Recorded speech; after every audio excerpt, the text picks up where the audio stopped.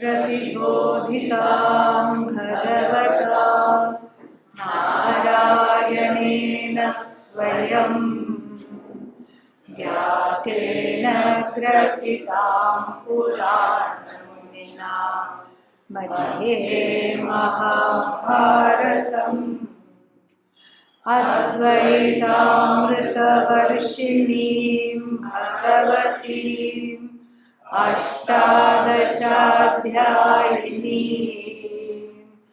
अम्ब त्वामनुसन्दधामि भगवद्गीते भवद्वेषिणी यं ब्रह्मा वरुणेन्द्ररुद्रमरुतः स्तुवन्ति दिव्यैस्तवैः वेदैः साङ्गपदक्रमोपनिषदैः गायन्ति यं सामगाः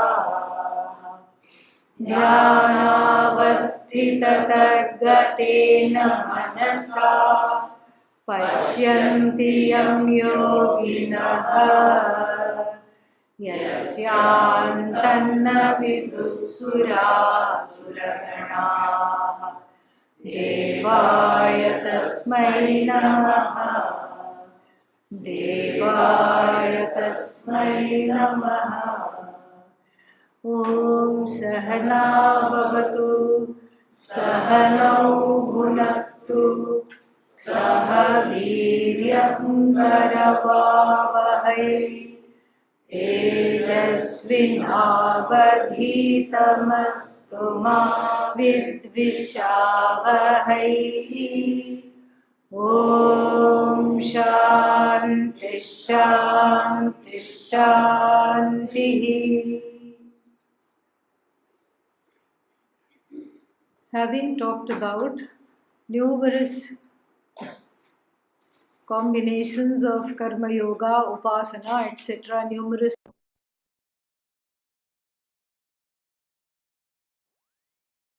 The Lord now turns towards the description of the Jnani. The description of the Jnani has already taken place at length at the end of the second chapter. And also in the seventh chapter we saw a few things. Jnani tu Atma eva matam. And what does the Jnani, what is the Jnani's demeanor, etc. we have seen. Then why is this a repetition? No. Because whereas up till now we have seen the inner dimensions, the inner predicament, the inner composition of the person who enjoys liberation from samsara, we still yearn to see how such a person, how she or he deals with the outside world. Because that is the key. I am a Jnani means what? It's not that I am living in a capsule. Nobody lives in a bubble. So one has to transact and interact with people. And so here in the 12th chapter verses 13 to 19, there is a description of how does the Jnani's conduct. And the conduct means it's not just one is conducting affairs with oneself. One is transacting business with the world. And how does that look like? And that is being given. So we'll chant all the verses and then we'll take because it's just a list of various kinds of qualities, and we will see that. Starting with verse number 13. Advesha sarvabhutanam Advesha sarvabhutanam Maitrah karuna evacha Nirmamo nirahankarah Samadukha sukha shami Santushta satatai yogi Yatatma dridha nishchayah Ayyarpita mano buddhi मय्यर्पितमनो बुद्धिः यो मद्भक्तः स मे प्रियः यो मद्भक्तः स मे प्रियः यस्मान्नो द्विजते लोकः यस्मान्नो द्विजते लोकः लोकानो द्विजते च यः लोकानो द्विजते च यः हर्षामर्षभयोद्वेगैः हर्षामर्षभयोद्वेगैः मुक्तो यः स च मे प्रियः मुक्तो यः स च मे प्रियः अनपेक्षशुचिर्दक्षः अनपेक्षः शुचिर्दक्षः उदासीनो गतव्यथः उदासीनो गतव्यतः सर्वारम्भपरित्यागी सर्वारम्भपरित्यागी यो मद्भक्तः स मे प्रियः यो मद्भक्तः स मे प्रियः यो न हृष्यति न द्वेष्टि यो न हृष्यति न द्वेष्टि न शोचति न काङ्क्षति न शोचति न काङ्क्षति शुभाशुभपरित्यागी शुभाशुभपरित्यागी भक्तिमान् यः स मे प्रियः भक्तिमान् यः स मे प्रियः समशत्रौ च मित्रे च समशत्रौ च मित्रे च तथा मानापमानयोः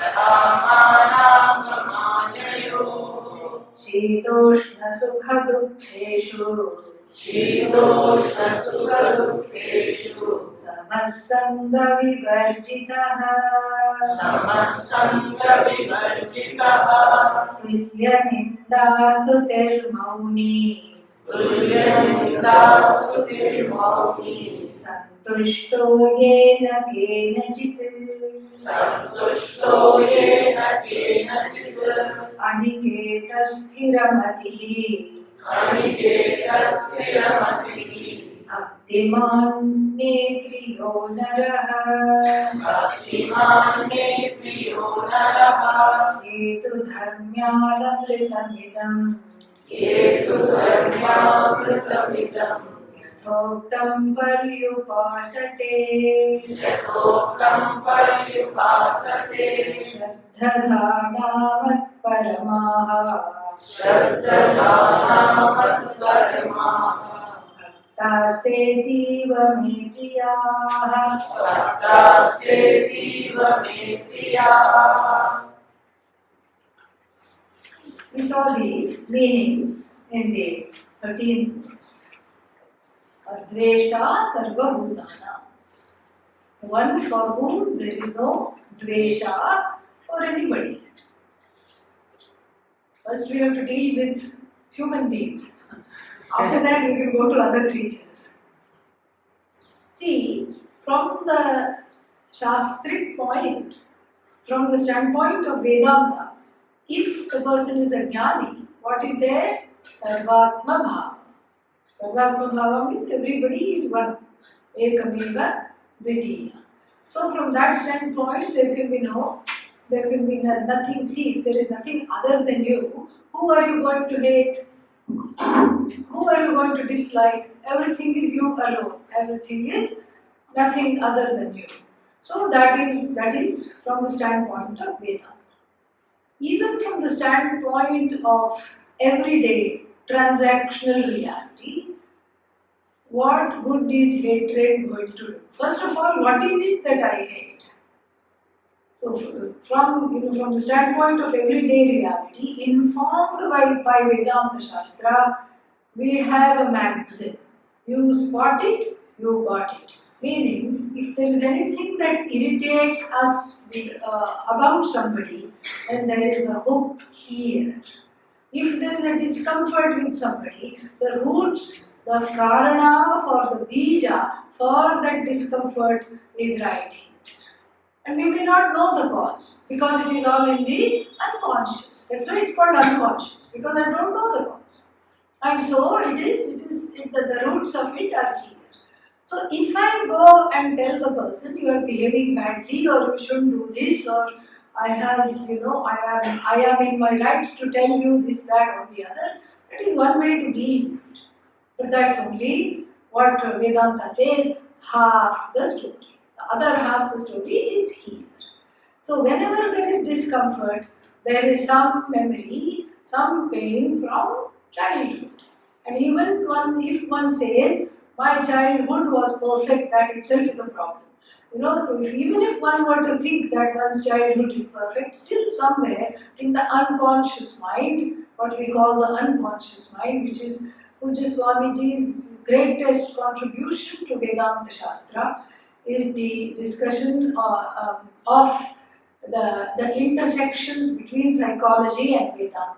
And to quote him, he would always say, psychology has no solution, Vedanta has no problem. So where are we going to go?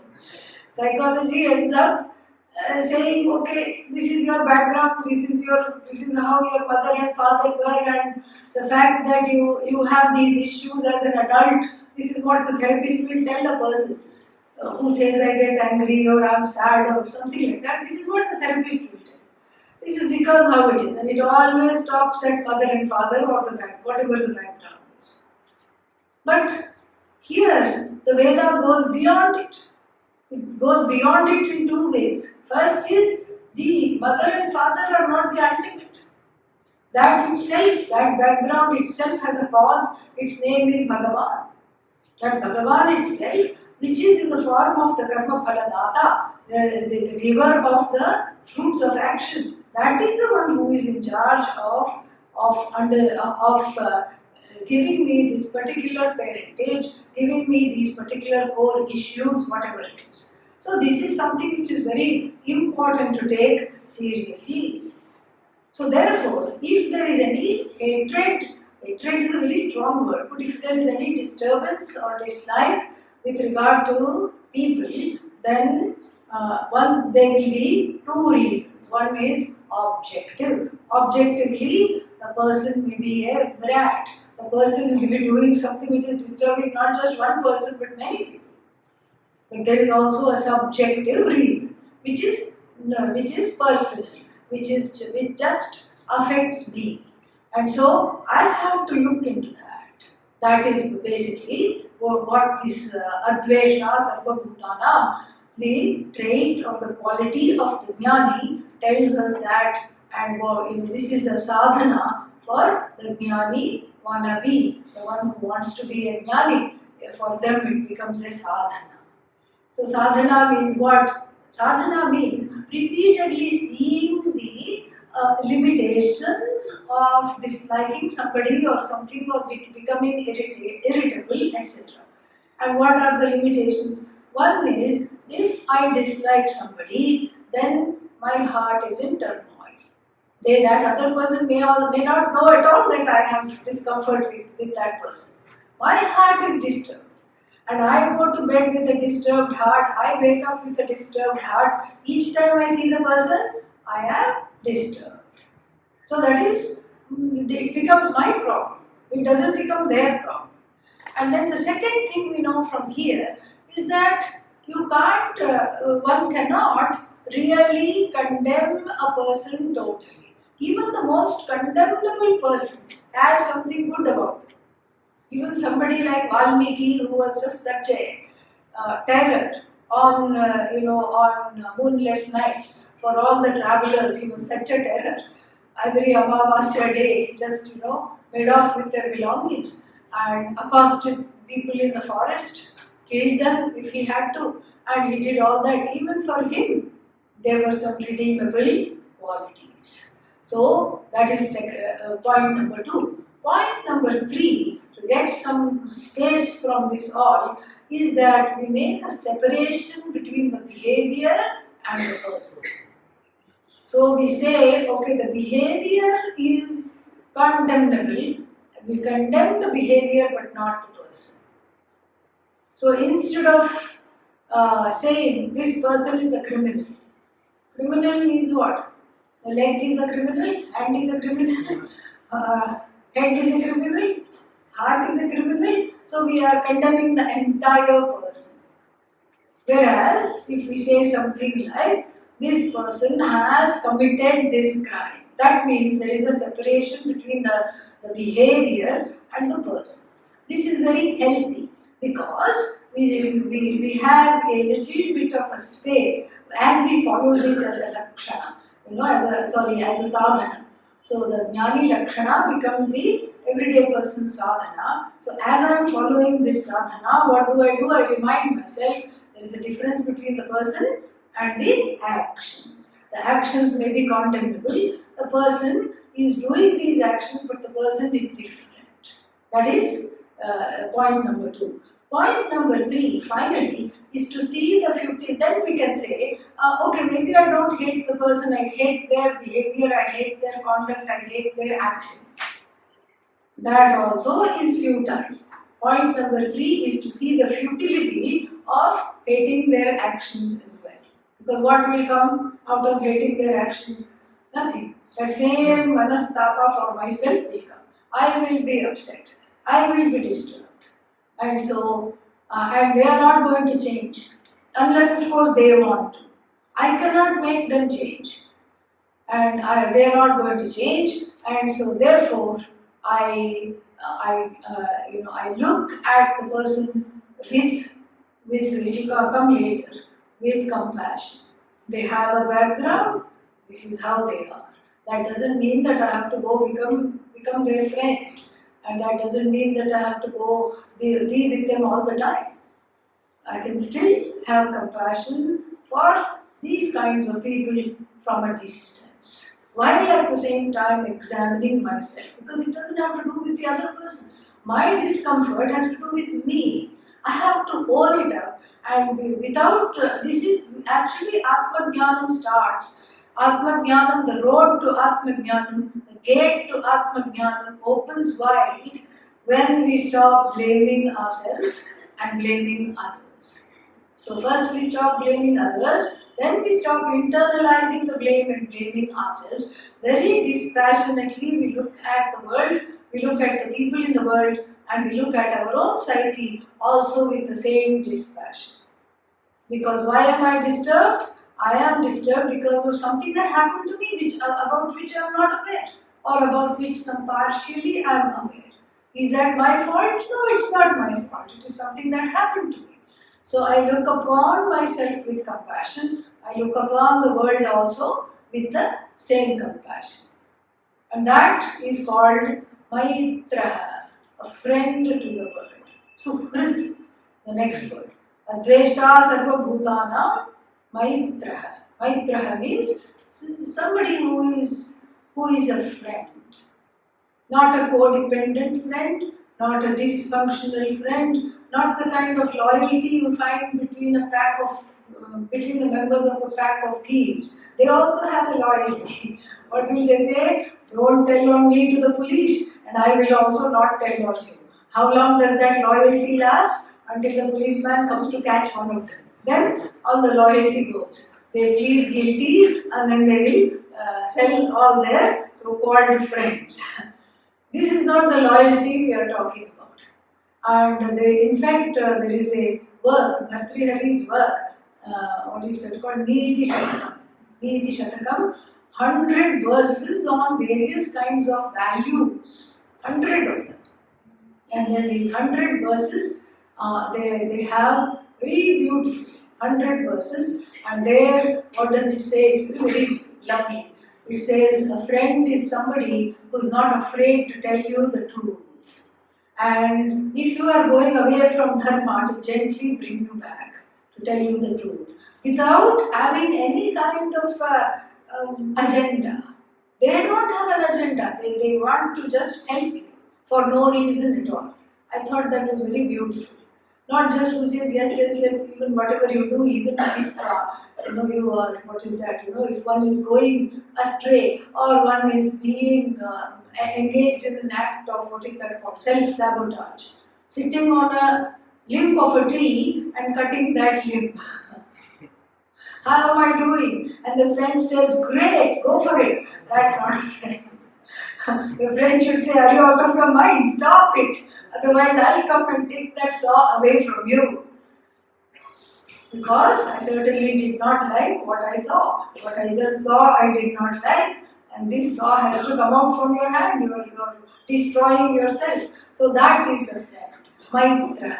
Not somebody who expects anything from you.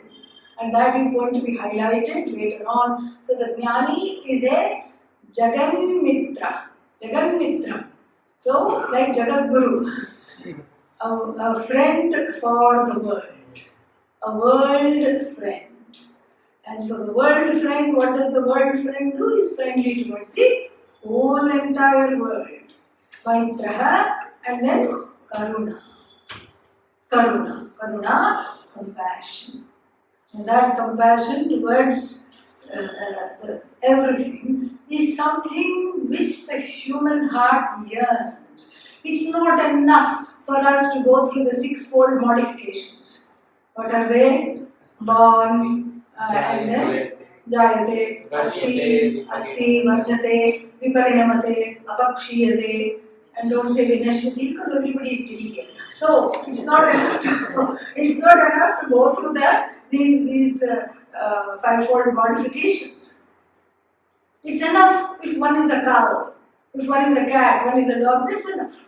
If the animal doesn't end up between two slices of bread and is fed to somebody, if that doesn't happen, the animal thinks it's very lucky, extremely lucky. And the animal is happy if it's allowed to reproduce, that's all they want. It gets some good grass, it's allowed some time in the sun. If it's a dog or a cat, it is petted and taken care of properly, fed nicely, gets a lap to sit on, it's happy. It doesn't complain. Whereas for the human being, this programmed part of our growth is not enough. We need something else to feel complete. And the answer for that question is not Vedanta. Vedanta, of course, we need, but we are talking of relative everyday life. And in the everyday life, what do we need? The heart yearns to grow and embrace the entire world of names and forms. That is compassion. It yearns to grow, even despite our raga-dveshas. We may have 100 raga-dveshas, and or maybe make it 200. 100 ragas, 100 dveshas we may have. 100 of each. But still the heart wants to grow. Still the heart wants to blossom, despite ourselves, not because of ourselves. In spite of ourselves, even though I stop myself, I want to reach out. I want to help. I want to be compassionate. And this has to be initiated by oneself. The other growth, Jayate, Asti, Viparinamate, Apakshiyate, etc., Vardhate, all that is engineered by Bhagavan. This is Bhagavan's Srishti. Here the Jiva itself desires to grow, and the Jiva has to initiate this growth.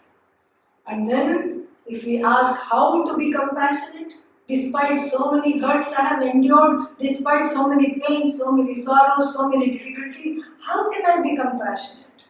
Compassion is by engaging in acts of compassion. You leap into it, like learning swimming. You can't learn swimming outside the swimming pool. You can't tell the swimming guru, hey swimming guru, tell me all the motions before I enter the water because I'm afraid of the water. So tell me what to do. Backstroke, like this. Because the movements in the air is not the same as the movements under the water. The water itself gives a different resistance which cannot be mimicked in the air. And if you keep talking like this, the swimming guru will push you in the water and then teach you the moves. This is what it is. You can't learn outside. So here also, compassion is gained by engaging in acts of compassion. While there is some truth to the fact that compassion extended to the universe is contingent upon the compassion shown to ourselves, there is a little bit of truth there. But then sometimes both of them go simultaneously. Both the areas of growth happen simultaneously, inward and outward. So if we go outward first and we are compassionate towards everybody else, a time will soon come before I tell myself, what am I doing? Why am I so critical of myself? Why am I so judgmental? What is wrong with me? Why can't I extend this healing that I give to the whole world for myself? Then I wake up and I douse myself in that same light of compassion that I am able to offer others. Or it could be the reverse also. I first learn to be soft towards myself, and that softness grows. Because when I am soft, I am relaxed, I am contented, I am not defensive, and then that softness just grows. Either way, it is fine, but somewhere we have to start. Maitra karuna evacha nirmamaha nirahankaraha. Nirmamaha means the mamakara is not there. Mamakara means minus, not M-I-N-U-S, minus, no. My-M-Y dash N-E-S-S, minus. And so then here is always a problem and a confusion. So should I lead a, what is that called? Minimalist life. One upper cloth, one lower cloth, that's all I need. Should I lead a minimalistic life? Should I give up everything? Even in the giving up, there is what? Ahankara. There is ahankara. I gave up. So then what to do? It's a very difficult thing here. So the solution is what Pujya Swamiji would always say. There is a difference. Discover the difference, he would say, between ownership and possession. Ownership means it's a piece of paper above which there is my signature and there is the stamp of the government or whatever. I own this house. I own this car. I own this gadget. Ownership. But that is not mamakara. That is an objective fact that I own this. But then when the possession comes, sense of possession, that is called mamakara. That is optional. I can own many things, but then when they start to own me, that is mamakara. So I can own many things, but I don't possess anything. The sannyasis in our tradition, we don't take a vow of poverty. That's why you will find in our tradition a lot of rich sadhus, huge ashrams. Good for them, that's great. That shows that is not a comment on the sadhu, that is a comment on the culture which wants that ashram to grow, which wants that ashram to take refuge into. That is not a reprehensible thing, that's a wonderful thing. It's a statement on the spiritual culture that we have, it's a lovely thing. And so then we have this wonderful culture, and the sadhu who heads the ashram owns many buildings, owns many branches. The ashram opens many branches because there are devotees this side, devotees in this city, devotees over there, devotees in the north, devotees in the south, devotees abroad. Can have many buildings, can have lots of money coming in, but does not possess anything. The minus is not there. So this mamakara, this word is used with my dealings with things around me in the bahya jagat. So bahya jagati, in the bahya jagat, there is no abhimana. That is called absence of mamakara, nirmamaha. And the same thing is repeated in the inside jagat. Sharira traye abhimanaha na. That is called no ahankara. So you see the ahankara and mamakara are related. Mamakara is a word with reference to my dealings with the external jagat, mamakara, and then ahankara is the word that talks about the extent of my identification with the subtle body, gross body, and my ajnanam karana shariram. Yes? See the difference? So here the jnani has neither ahankara nor mamakara. Sometimes they don't, there is not that much body identification. So that's why the jnani has to be reminded, did you take your medicine? Did you do this? Please do this. So without knowing this, we think, oh, the jnani must be so absent-minded or lazy. Why can't they take care of themselves? What's wrong with them? So, but that is not the case. There is not enough interest in upkeeping this body. Because Ishvara is upkeeping the body, that feeling is there. And so that is the nirmama, nirmamo nirahankara. Then what's the next one? Samadukha. Yeah, these I don't even need to tell. So, Samadukha sukha. Do I need to talk about that? Say no. So equanimity, which we have been talking about. And then Kshami, very important. Kshami means the power of accommodation, which we have met in its baby form in the sixth qualification, Shamadhi Shatka Sampattihi. It is aka also known as what? Titiksha, forbearance. This is what titiksha is. Sahanam sarva dukkhanam apratikara purvakam chinta vilaparahitam sa titiksha nigatyate. All the dukkhas, sahanam, the ability to have forbearance. Why? Because I can't do anything about it. If I can, I should. So if I am hot and there is an alternative. I'm sitting under a fan, okay, I switch it on. But then I'm not sitting under a fan, then what to do? I have to switch off my reactions because I can't switch off the fan. I have to switch off the reactions. And that reactivity slowly calms down. Okay, sometimes what happens, the reactivity turns within and I am a smoldering mess inside, full of upset and really vilapa. Vilapa means inwardly lamenting. Outwardly expressing, I'm so hot, I'm so hot, I'm so hot. Inwardly lamenting, oh no, oh no, oh no. Both of those, absence of both of those is titiksha. When titiksha grows up, her name changes to kshama. Like a all-round, worldwide accommodation, giving people the space to be who they are. And sometimes I'm irked by the fact why they are not this way. So giving freedom to the people to be who they are not, that is also important. And so the jnani is really what's its name? An incarnation of titiksha.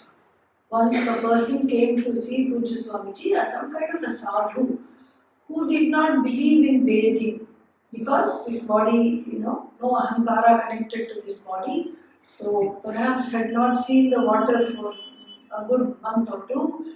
And as soon as he walked in, everybody went like this. And everybody went away. And he requested audience with Pujya Swamiji. And I had to send him in. Pujya Swamiji said, please send him in, give him a chair, make him sit down. And then he closed the door also, this sadhu. And I was getting very worried. I was getting so worried. It was a good half an hour. And then I escorted him out. I could not even bear to be in that room. I don't know how Pujya Swamiji was there. Nothing had changed in his demeanor. And then after he left, Pujya Swamiji said, I don't feel too well. I feel funny. I said, Swamiji, I think you need to leave this room. He said, what happened? Then I said, Swamiji, he belongs to this particular sect. And that is what happened. He said, oh, so we escorted him out to another room, put on everything, opened all the doors and windows and aired the room out for a good couple of hours. And I was just bowled away. I was just completely, it was just such a moment of learning for me. I was just so humbled. Because it was well within his rights to say, you know what, let's leave the door open. Or how about we take a walk in the gardens so that we talk when we are outdoors. Anything he could have done. But he just allowed himself to just be, his body, mind, sense complex, just to be assailed by that without saying a word. And so this is Kshami, Samadukha, Sukha Kshami. Then Santushtaha, is that the correct word? Santushtaha. Santushtaha means content, happy, cheerful, and not like, always. Cheerful. When Satatam, Nityam, Nityam Samachittatvam, Nityam Santushtata. So cheerful, more or less cheerful, always. And then yogi. Yogi doesn't mean very good at headstand and all that. Yogi here is a contemplative being. A meditative, contemplative, not bothered about the world and other things, just happy with themselves. Atmani eva atmana tushta. Tush, to be contented. We saw that in the second chapter. Here the tush has the sum there, samyak tushta, santushta, satatam yogi, and then yatatma, yatatma discipline. No matter whether this jnani is with people who, they may be laughing and talking with people, with certain other people they may be serious, but still there is an inner discipline that they do not let go of. How much to talk, what to say, what to not say, etc. Santushtam satatam yogi yatatma dridha nishchayaha. Dridha nishchayaha means not wishy-washy. Should I do this? No, I don't think I should do this. Maybe I should do this. No. Once the sankalpa is taken, it is followed through. It is totally followed through. There is no guesswork, there is an inner conviction of going ahead and going forward and keeping with it. That is the Dridha Nishchaya. Yatatma Dridha Nishchaya, then Mayarpita Mano Buddhi, then Yo Madbhaktaha Same Priyaha.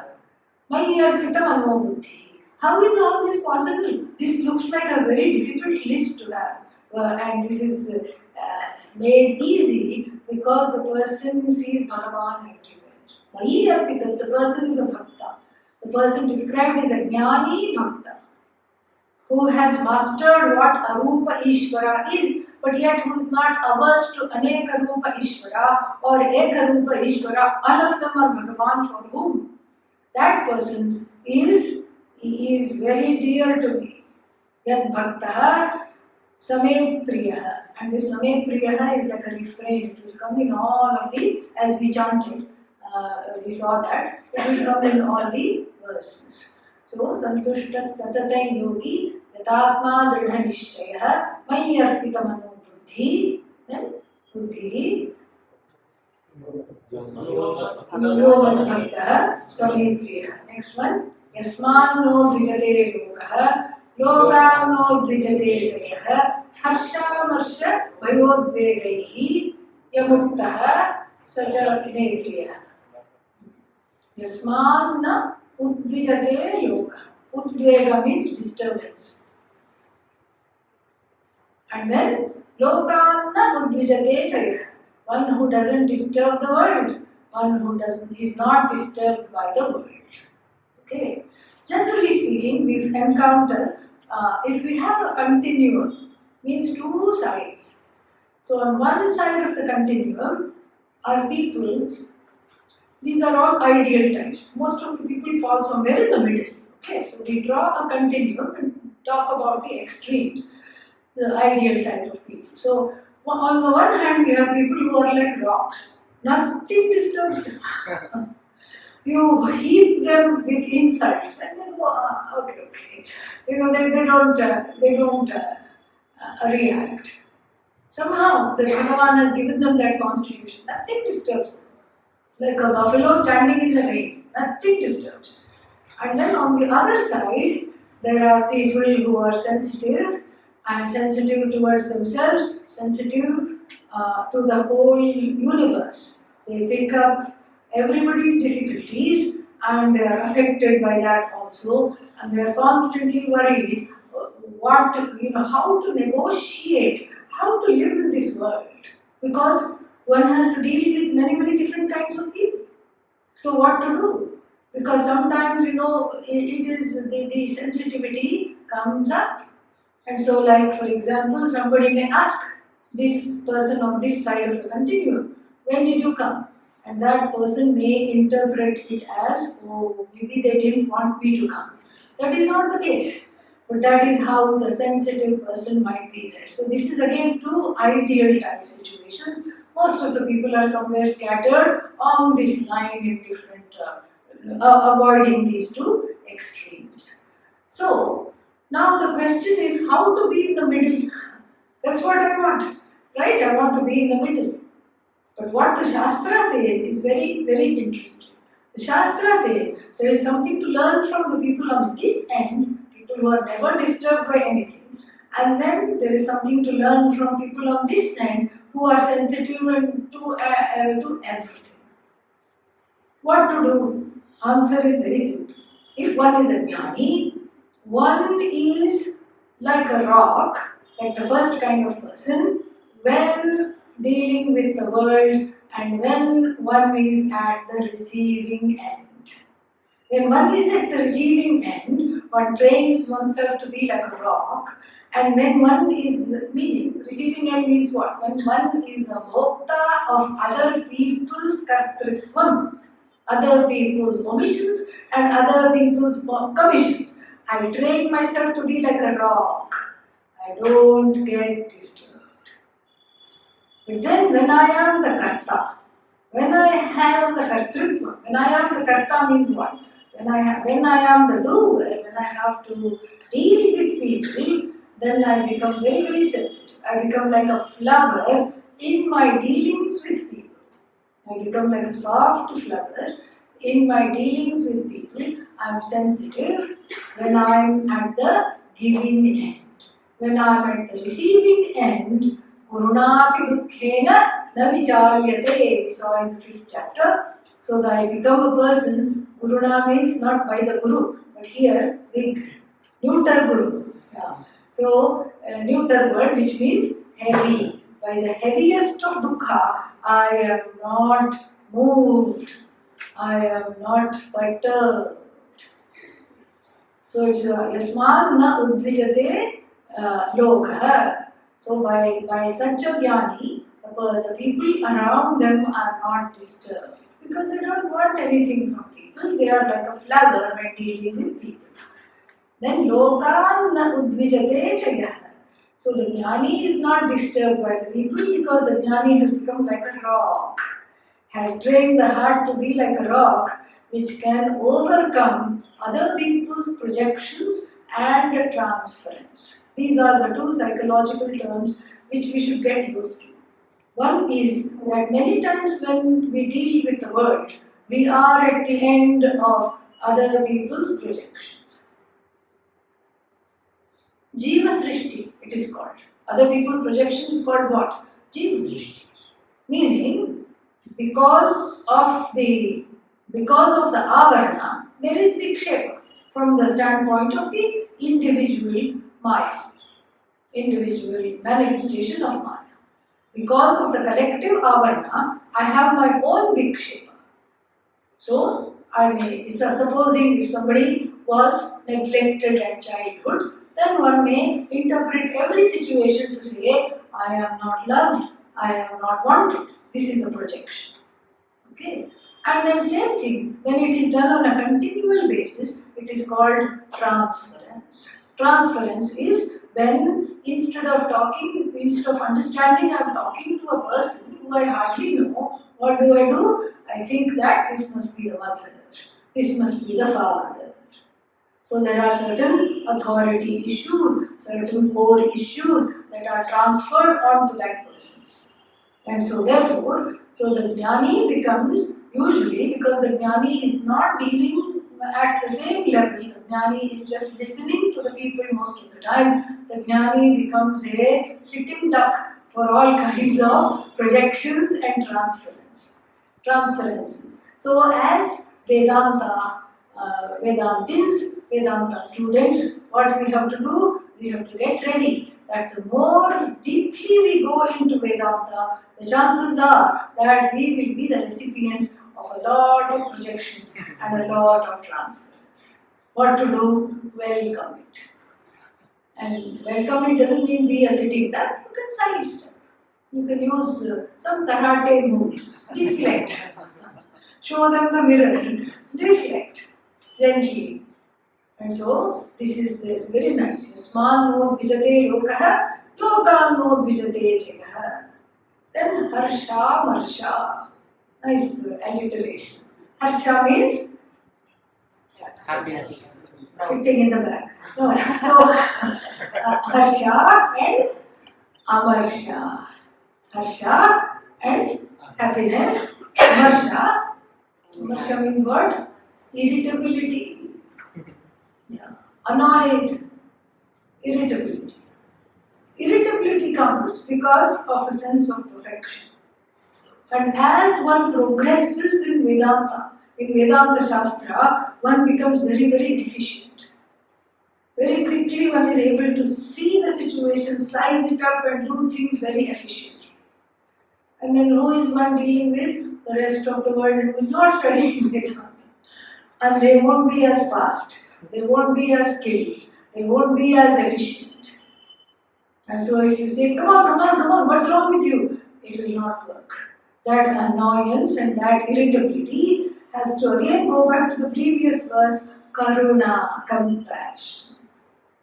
Things are not happening fast enough. It's okay. When Bhagavan is tolerating, why should I also not tolerate? It goes to kshama, it goes to karuna, etc. So that irritability of things not coming as fast as possible, things not changing as quickly as I would like. And amarsha is also described sometimes as envy. For the jnani, there is no jealousy or envy. And the very wonderful antidote to jealousy or envy is to praise the other person. So when you praise the other person, then there is a balm on the heart because everybody is one. Harsha, marsha, bhaya. Bhaya is again fear. So fear comes from what? Dvaita, we have seen. So fear may be there, but I don't succumb to the fear. And even if I succumb to the fear, as I progress in this knowledge, I have ways to self-soothe and help myself come out of the fear. And then I learn to be a therapist for myself. This is the power of Vedanta. That is very nice. And then, bhaya, udvega. Udvega means certain kind of inner tsunami, restlessness, disturbance, affliction. Why did this happen to me? Why did they do this to me? All this is not there. Yo vat bhaktaha sachame priyaha. Then, what's the next one? Anapeksha shuchir dakshaha udasino gatavyadha. Anapeksha. Apeksha na vidyate yasya. Apeksha means expectation in any situation. It's very difficult to go into an interaction with a blank slate, but that's what we school ourselves to do. So you don't assume. If somebody comes, oh, this person must be coming to ask me for money. Let me hide. No. That is an assumption. And this person must be a lawyer because of the way they are dressed. This person must be a doctor. These are all assumptions. This person must be a pickpocket. Look how they are just kicking stones on the road and going. This person is following me. Like all these assumptions. This is all a certain kind of an apeksha, even in day-to-day interactions. And then these are with strangers. With people we know also. Like, I have brought this person soup when they were sick. So now I have a temperature, I have fever. So what do I expect? Other person will bring me also soup. If I keep expecting that, I will be in the soup. Okay? And so this way, I just let it be. So why did I bring the soup? I brought the soup because I wanted to. Because of the joy that it gave me, full stop, finished. That soup interaction is over. You don't carry the soup interaction to 3 months later when the other person got the flu. So this is, the jnani doesn't do that. Anapekshaha, shuchihi, simple-minded.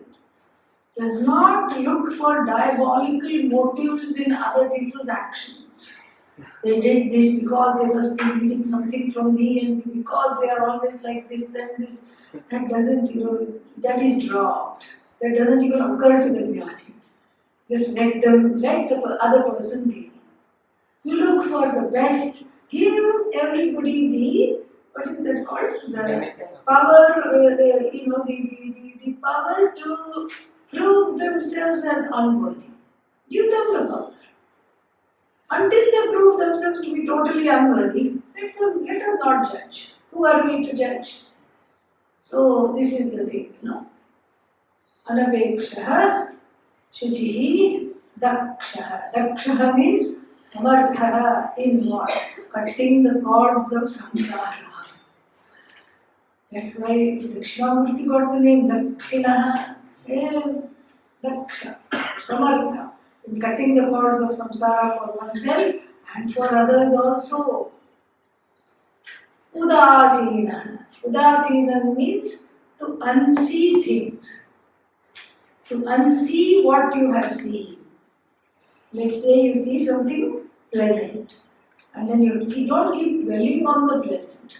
Let's say you see something unpleasant, then also you don't keep dwelling on the unpleasant. Like the story of the 2 Buddhist monks who were wanting to cross the river and go to the other side. And one of them, one lady came up to them and said, I can't swim, can you carry me across? And one of the monks said, sure. And the other monk said, oh my God, you've taken a vow of celibacy, how can you do that? How can you do that? How can you do that?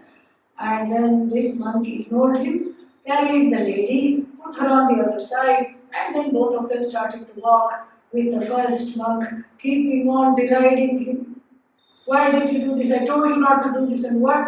We should tell the abbot, and we should do this, and we should put a complaint against you. And how can you do this? And 45 minutes he kept quiet.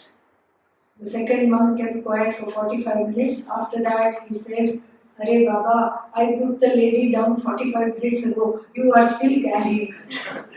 This is what it is. So, Udasina. Udasina means asanga. Gatam vyatha. Gatam udasinatvam. Udasinata can happen when one is free of afflictions. Gatam vyatha. One is made oneself free of afflictions, and that is what Shuchi also. Pure-minded, innocent. There is a certain innocence. In the 500 and something of Brahma Sutras, there is a huge argument. And what is the argument? The argument is that it is the line in the Shastra that says the Jnani is childlike is contested. So the Purva Pakshi, the objector says, oh, the Jnani is childlike. That means what? He has to be in a nappy now, and he has to be given a feeding bottle. He will cry at every time he is hungry. And then of course the Siddhanti says, no, not childish, childlike. There is a difference. And so there is a very beautiful discussion there. And so here the Udasino Gatavyatha, then next one. Sarvarambha Parityagi. Is that it? Yeah. Sarvarambha Parityagi. Does not try to initiate anything. Does not consider himself or herself the mover and shaker of the world. I have done this, does not initiate. This does not apply to Loka Sangraha works. This does not apply to any kind of, if the person starts some kind of a Annadana scheme or helps orphans, this is not that. We are talking of individual goals and ambitions. All the arambhas have been given up. Sarvarambha parityagi yo bhaktiman same priyaha. Next one. Yonat dveshti na kakshati. And then? Yeah. Yonat krishyati na dveshti and shochati na kakshati. Krishyati doesn't mean the person is like this.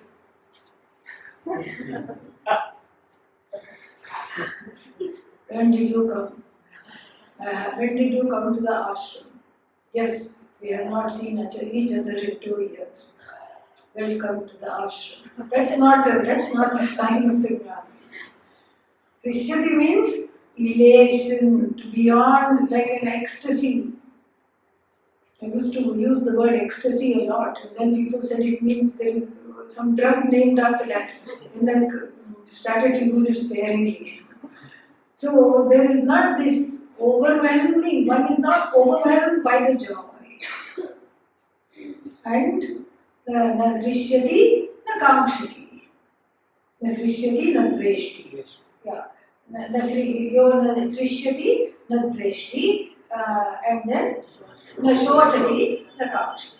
So krishyati means does not get elated, and when things go their way, and does not get disappointed when things don't go their way. There is not some kind of a upset with the world when things do not go your way. And then na shochati, does not cry, does not complain, is not subject to sorrow because they have discovered the truth of themselves. And as a sadhana also, we can stop, put a full stop after every thought and then be free of sorrow. I am sad. Then you ask a question, is the whole of me sad? Am I sad all the time? Is the whole of me sad? Are my toes sad? Is my nose sad? This is how. And then you localize the sadness and then you cauterize the sadness. Right then and there. You look at the situation, can you do something else? No, it's already done. Okay. You just put a bomb on it, put a full stop and say, I have done the best. I'm going to let it go. Go to the Ganga and give it to her. That's what we can do. And so, na shochati, na kakshati. Then what else? Shubha shubha parityagi. The person does not live in the house of the astrologer. Give me a good time. For what? Going to the bathroom. Give me a good muhurta. And give me a good muhurta to take a bath. Give me a good muhurta for small things. You don't worry about that. This is auspicious, this is inauspicious. And all this, this is anyatra dharmat, anyatra adharmat. Anyatra asmat, kritat, kritat. Anyatra bhutacha, bhavyacha. This is what Nachiketas asked Lord. That which is beyond the opposites. We live our life in dyads. This is auspicious, this is inauspicious.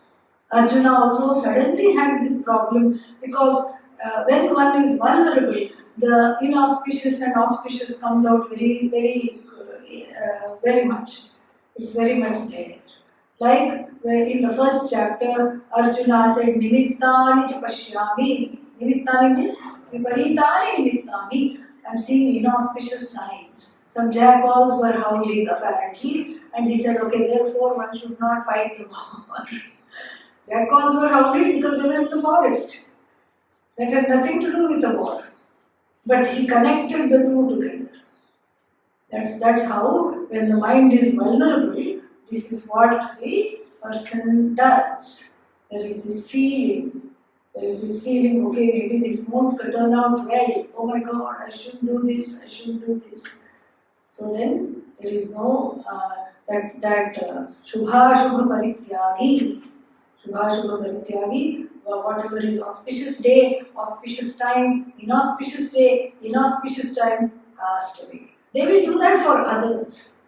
Like supposing if you go to a jnani and say, give me a wedding date, they will not say, oh, everything is one.